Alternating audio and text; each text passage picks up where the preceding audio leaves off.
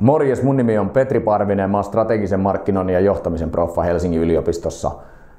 Mä oon töissä tuolla metsätieteiden laitoksella Viikissä, mutta on laajasti kiinnostunut tämmöisen niin kuin syvän substanssia, syvän osaamisen kaupallistamisesta eri tieteen aloilla.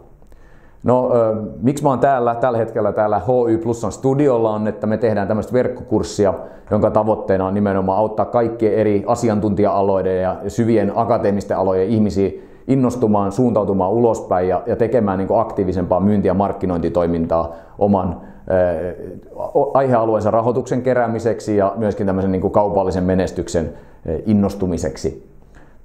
Tämä on ollut tosi miellyttävä prosessi. Mä oon täällä Jukka Koiviston kanssa täällä HY Plusalla tässä Siltavuoren penkereillä Kruunuhaassa tehnyt näitä videoita.